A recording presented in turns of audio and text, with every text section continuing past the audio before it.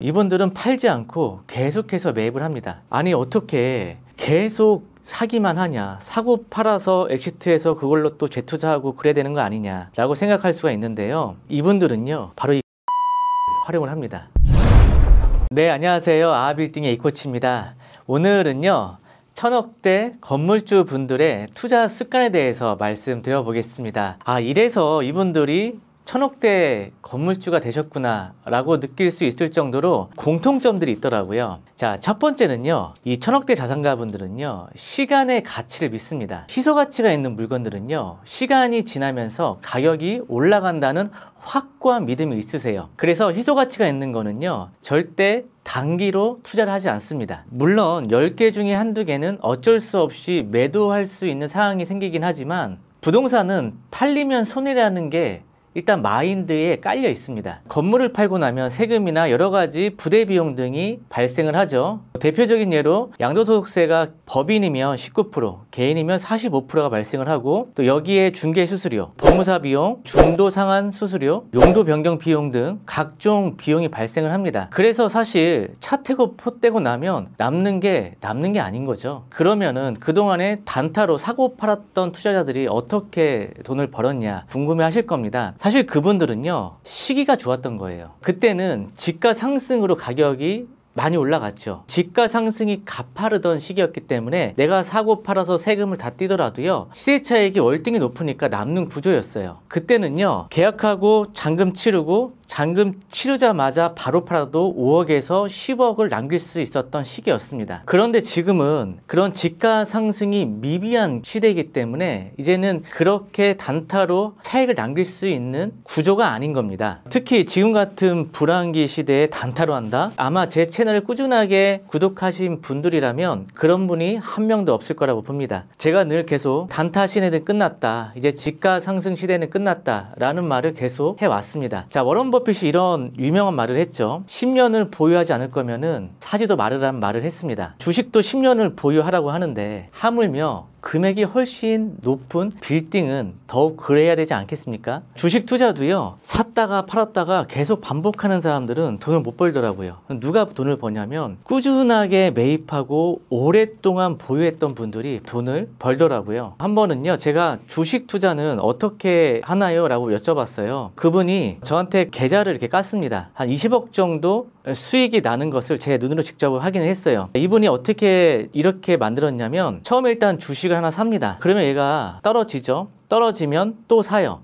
떨어지면 또 사고 계속 떨어질 때마다 계속 사는 겁니다. 그러니까 사다 보면은요 어느 순간 이렇게 평단가가 이렇게 맞춰진다고 합니다. 그러다가 갑자기 어느 날 이렇게 확 튈 때가 있대요. 이때 차익이 발생을 한다고 해요. 이렇게 하기 위해서는요 여유 자금이어야 되고 내가 오랫동안 이거를 투자한다는 마음을 가지고 투자해야 한다는 겁니다. 그러니까 이분들은요 주식이든 부동산이든 절대 단기적으로 투자를 하지 않는다는 거예요. 그러니까 마인드 자체가 다른 거예요. 부동산이든 주식이든 장기 투자로 해야 되는 거를 알고 있는 거죠. 시간이 가치를 만들어 준다는 것을 믿고 있는 거죠.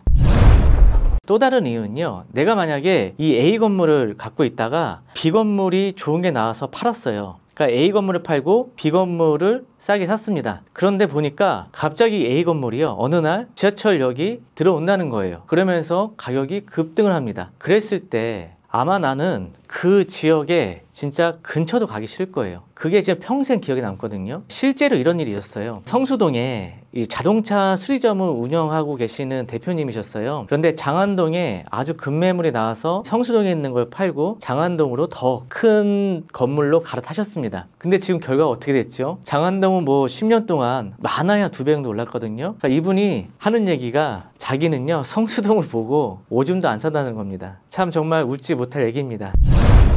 두 번째는요, 이분들은 팔지 않고 계속해서 매입을 합니다. 그러니까 10개 중에요 뭐 한두 개 정도만 팔고요 계속해서 1년에 뭐 많게는 2개, 뭐 2, 3년에 한두 개는 꾸준하게 매입을 합니다. 뭐 이런 어려운 시기에도 마찬가지예요. 그러면 아마 이렇게 또 궁금해 하실 것 같아요. 아니 어떻게 계속 사기만 하냐, 사고 팔아서 엑시트해서 그걸로 또 재투자하고 그래야 되는 거 아니냐 라고 생각할 수가 있는데요, 이분들은요 바로 이 공동담보를 활용을 합니다. 자, 예를 들어서 제가 A 건물을 50억에 샀어요. 근데 이 50억짜리가 3년 있다가 70억이 되었어요. 그러면 20억에 대한 내가 차익을 얻는 거죠. 그러면 감정가 또한 20억이 올라갑니다. 그러면은 20억에 오른 만큼 은행에서 20억을 공동담보로 해서 대출을 받습니다. A 건물에서 대출을 받아갖고 B 건물에다가 재투자를 하는 거죠. 또 B 건물을 샀잖아요. 그러면은 또 A 건물도 오르고 B 건물도 오르잖아요. 또 오르면서 거기에 대한 또 차익이 생겨요. 그러면 그 차익을 공동담보를 해서 C 건물을 삽니다. 이런 식으로 해서 매년 한두 개씩 매입을 하는 거예요. 팔면 어떻게 돼요? 팔면 세금 떼고 얘는 없어지는 거잖아요. 근데 안 팔고 계속 가져가면 얘도 오르고 얘도 오르고 같이 올라가는 거잖아요. 그래서 이분들은 이 구조를 너무나도 잘 아는 거예요. 팔면 손해라는 거를.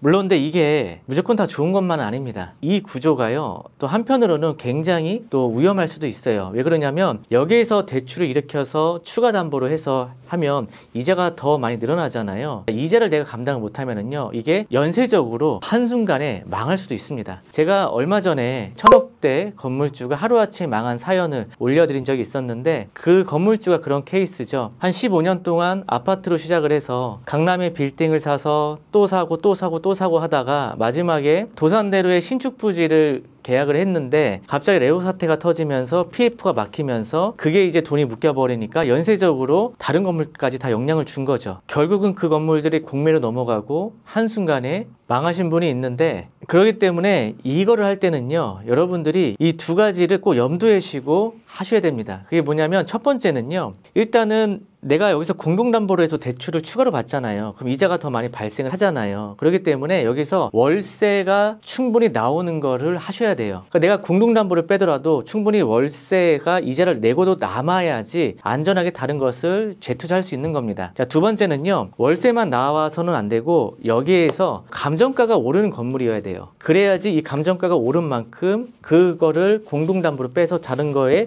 재투자할 수 있거든요. 그러니까 은행에서 감정가가 오르면 이만큼을 인정을 해주거든요. 그렇기 때문에 임대료가 많아야 되고, 두 번째는 집가 상승이 되는 지역이어야 됩니다. 그러면은 이런 시스템이 가능한 거죠.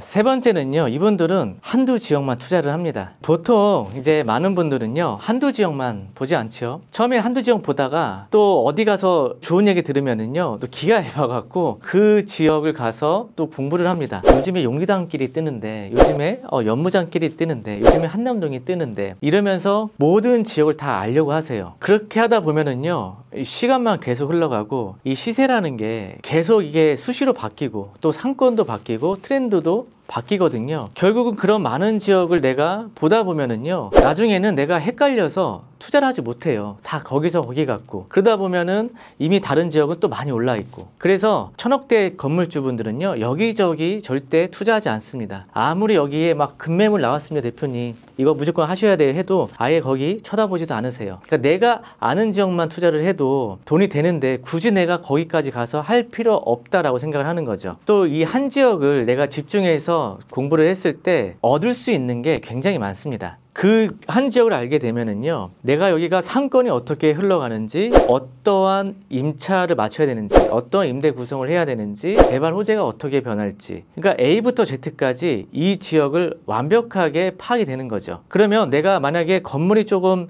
뭐 싸게 나오거나 좋은 입지에 나온다고 했을 때 주저없이 내가 매입할 수가 있는 거예요. 왜냐하면 나는 확신이 있으니까.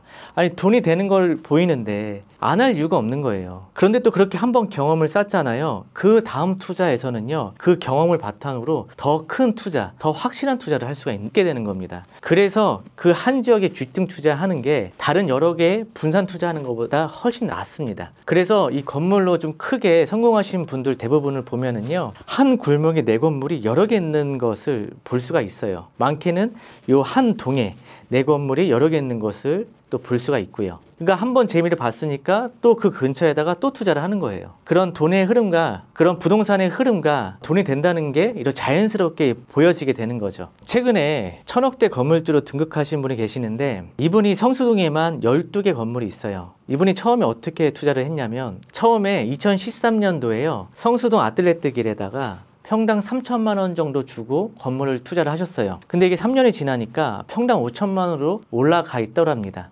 보니까 아니 아틀레트 길이 5천만 원이면 성수역 쪽은 그때 보니까 평당 2천만 원대였거든요. 여기도 분명히 따라 올라갈 수 있겠다라고 판단을 하고 성수역 주변에 2천만 원대 건물들을요 계속 매입을 하기 시작합니다. 공동담보를 활용해서 또 매입하고 또 집을 보증금을 빼서 또 매입하고, 그러니까 그때는 성수동이 뭐 10억대 20억대 건물도 많았기 때문에 적은 돈으로 최대한 풀대출을 활용해서 계속 이런 식으로 투자를 했던 거죠. 근데 이 12개가 지금 2천만 원 3천만 원 샀던 개가 지금 평당 1억 평당 2억씩까지 가거든요. 그러니까 이게 12개가 1000억대 이상의 자산가가 된 거죠. 지금도 이 성수동에요, 이번 하나도 팔지 않고 계속 갖고 계십니다. 만약에 이분이 이 성수동을 투자를 안 하고 그런 분산으로 여러 군데 투자했으면은요, 이 정도까지는 절대 자산을 올릴 수가 없었을 겁니다. 자, 이분들을 보면은요, 한 지역을 파는 게 정말 이 선택과 집중을 통해서 투자를 한다는 게 이렇게 중요하구나 라는 것을 확인할 수 있었습니다.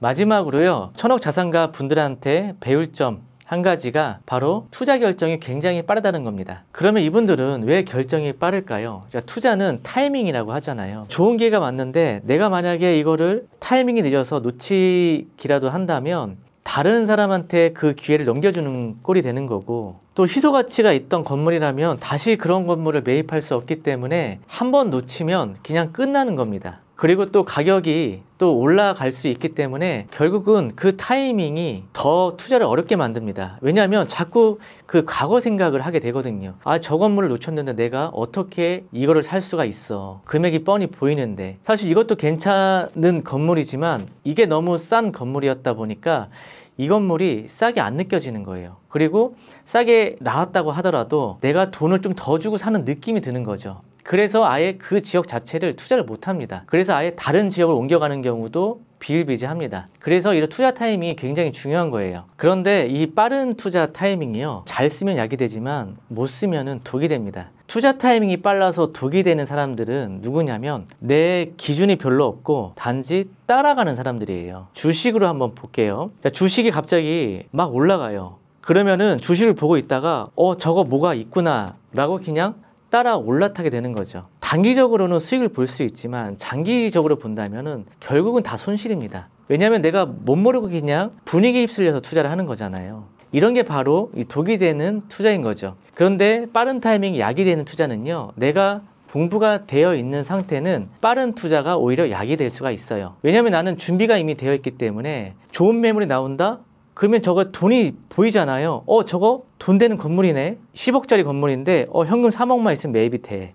근데 저거는 무조건 한 20억은 갈 수 있는 건물이야 라고 했을 때는 내가 살 계획이 없어도 투자를 합니다. 뻔히 돈이 되는 건물이니까요. 자, 사돈 8천까지 다 끌어서 투자를 할걸요. 근데 그렇게 하지 못하는 거는 내가 그 건물에 확신이 없기 때문에 못하는 거잖아요. 그래서 이 1000억대 자산가 분들은요, 그런 투자 타이밍을 잘 알고 그 한 지역을 파서 그 시세와 상권 분석, 임대 구성 이런 거를 너무나도 잘 알고 하기 때문에 기회가 왔을 때 결정이 상당히 빠른 거죠. 그 지역에 내가 확신이 있으면 오늘 보고 오늘 저녁에 계약하는 경우도 생기는 거예요.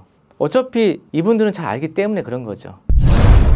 오늘은요, 1000억대 건물주 분들의 투자 습관에 대해서 알아보았습니다. 저는 더 유익한 영상으로 찾아뵙도록 하겠습니다. 감사합니다.